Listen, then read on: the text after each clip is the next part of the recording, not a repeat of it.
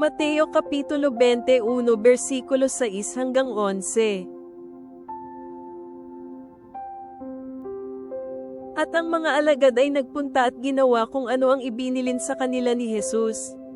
Dinala nila ang asno at ang batang asno, at inilagay nila ang kanilang mga damit sa kanila, at umupo roon si Jesus. Karamihan sa mga tao ay naglatag ng kanilang mga damit sa daan, ang iba ay pumutol ng mga sanga ng mga kahoy at inilatag sa daan. Ang mga taong nauna kay Jesus at ang mga sumunod sa kanya ay sumisigaw na nagsasabi, "Hosanna sa anak ni David." Pinagpala ang dumarating sa pangalan ng Panginoon. Hosanna sa kataas-taasan. Nang makarating si Jesus sa Jerusalem, ang buong lungsod ay nagkagulo at nagsabi, "Sino ba ito?" Ang mga tao ay sumagot, "Si Jesus ito na propeta, na taga Nazare ng Galilea."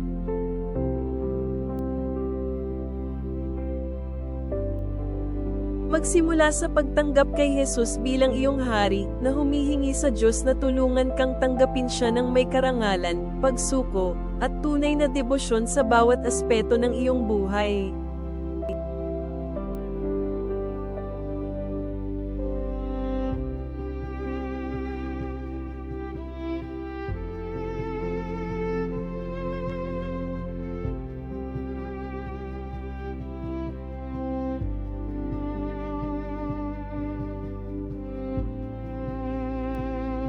Hilingin sa Panginoon na hubugin ang iyong buhay upang ang iyong papuri ay hindi lamang nasasabi kundi na ipapakita sa pamamagitan ng tapat na pagsunod, kahit na ito ay mahirap.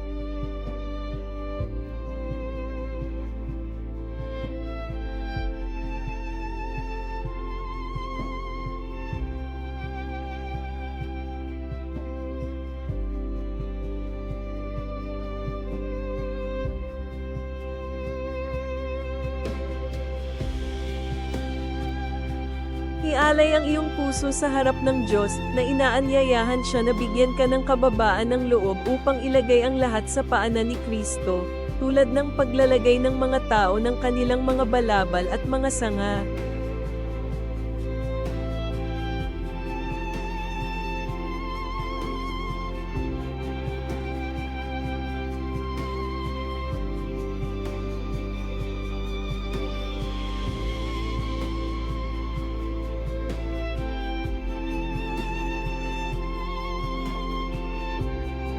Magnilay-nilay kung sino talaga si Jesus, at hilingin sa Diyos na palalimin ang iyong pagkaunawa sa Kanya bilang tagapagligtas, Panginoon, at nararapat na hari sa iyong buhay.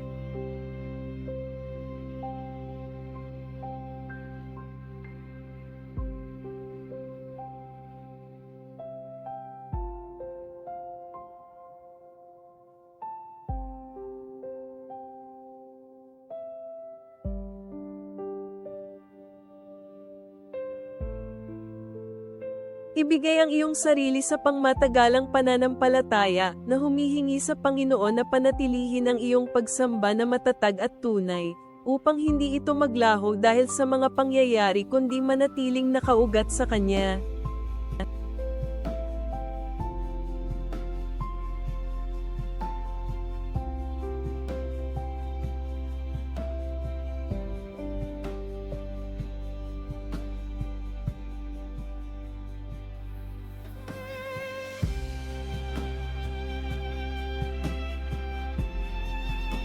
Ama sa langit, kami ay lumalapit sa iyo ng may paggalang at pasasalamat, na kinikilala si Jesus hindi lamang bilang hari na pumasok sa Jerusalem, kundi bilang hari na namumuno sa aming mga puso at buhay.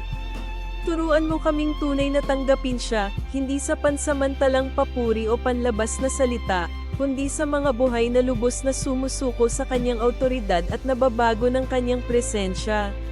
Suriin mo ang aming mga puso at alisin ang anumang tumutuligsa sa kanyang pamumuno, at palitan ito ng kababaan, pagsunod, at malalim na debosyon. Tulungan mo kaming sumunod sa kanya ng tapat, hindi lamang sa mga sandali ng pagdiriwang, kundi sa mga sakripisyo, pagsubok, at hindi natitinag na pangako. Naway maging tunay at pangmatagalan ang aming pagsamba, na nakaugat sa katotohanan at pinalalakas ng iyong espiritu, upang hindi kami mag-alinlangan tulad ng mga tao kundi manatiling matatag sa pananampalataya. Naway patuloy na ipahayag ng aming mga buhay na si Jesus ay Panginoon, at naway ang lahat ng aming gawin ay magdulot ng karangalan at kaluwalhatian sa iyo, sa kanyang makapangyarihang pangalan. Amen.